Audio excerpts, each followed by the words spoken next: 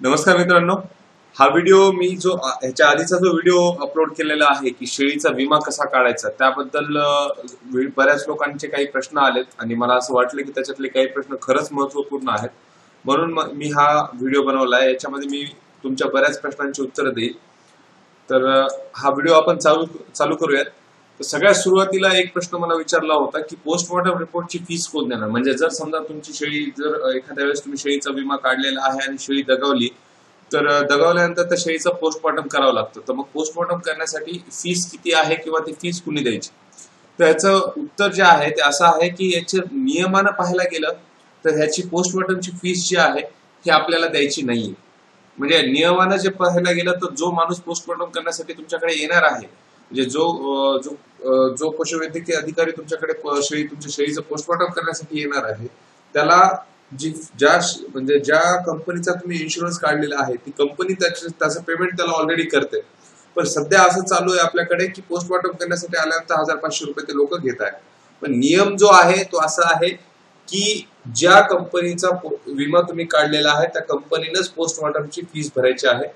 नियमानं जर तुम्ही चाललात तरी तुम्हाला त्या कंपनीला पोस्टमॉर्टम फ्री मध्ये करून द्यावंच लागतं आणि तुमची शेळी दगावल्यापासून 24 तासाच्या आत पोस्टमॉर्टम हे झालंच पाहिजे आणि ते त्या लोकांना करावंच लागतं। मग तुम्ही याला फीस द्यायची आहे का नाही द्यायची आहे ते तुम्ही ठरवा।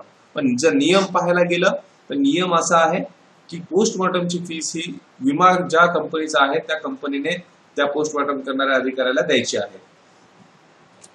त्याच्यानंतर पुढचा सगळ्यात महत्वाचा प्रश्न मला असा वाटला की शेळी जर चोरीला गेली तर त्या विम्याचा फायदा होतो का?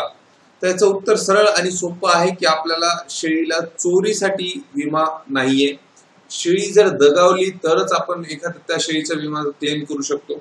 त्याच्यामुळं चोरीचा प्रश्न म्हणजे जर समजा एखाद्या वेळी शेळी चोरीला गेल्या तर तुम्हाला त्या विम्याचा मात्र काही फायदा होणार नाही। कारण की असं जर आज झालं तर लोक आज म्हणजे शेळी मेल्याचंही लोक डुप्लिकेट करतायत। चोरीला गेलं म्हणजे म्हणणं खूप सोपं होऊन जाईल।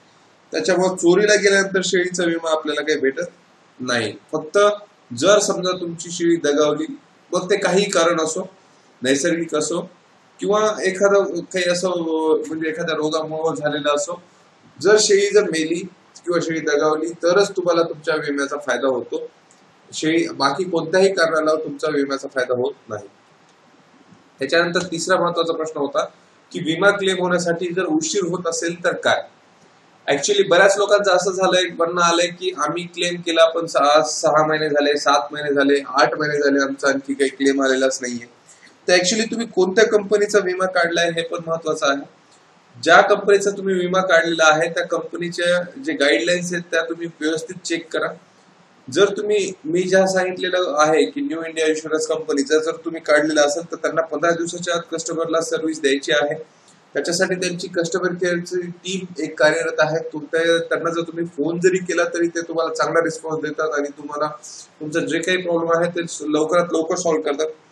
पण जर एखाद्या वेळेस तुमच्या डॉक्युमेंटेशन मध्ये काही प्रॉब्लेम आलेला असेल, म्हणजे जर समजा तुम्ही डॉक्युमेंट जे त्यांना पाहिजे असतात, म्हणजे पीएम रिपोर्ट असतो किंवा बाकीच्या बऱ्याच काही गोष्टी असतात, म्हणजे पंचनामा असतो, या सगळ्या गोष्टी जर तुम्ही देण्यामध्ये असमर्थ असाल तर तुम्हाला उशीर होऊ शकतो।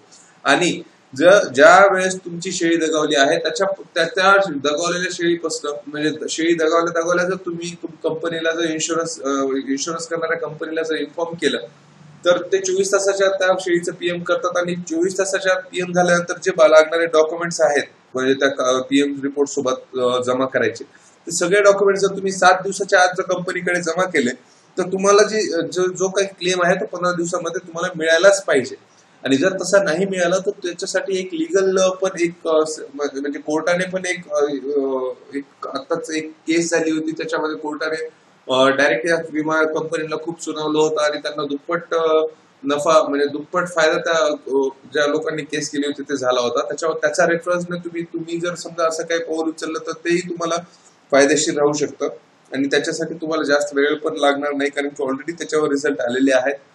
पण जर तुमचे डॉक्युमेंट जर व्यवस्थित असतील तर तुम्ही आधी कस्टमर आणि तरी पण तुमच्या जर समजा लेट होत असेल तुमच्या क्लेमला तर तुम्ही आधी कस्टमर केअरला बोलून घ्या, त्या कंपनीच्या कस्टमर केअरला। आणि त्याच्यानंतर सुद्धा झालं तर शेवटचं टोक जे आहे ते म्हणजे तुम्ही त्या कंपनीवर केस करू शकता. पण इन्शुरन्स जर व्यवस्थित असेल, जर तुमचं खरंच जेन्युइन रिझन असेल, त्या कारणामध्ये कसल्याही प्रकारचा फ्रॉड नसेल, तर तुम्हाला इन्शुरन्स हा 15 दिवसामध्ये मिळतो म्हणजे मिळतो. याच्यामध्ये काही म्हणजे हे नाहीये की शेळीचा इन्शुरन्स मिळत नाही, असे कोणताही एकही केस आजपर्यंत नाहीये.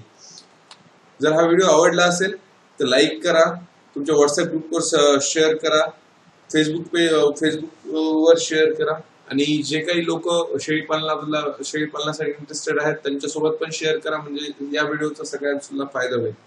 धन्यवाद.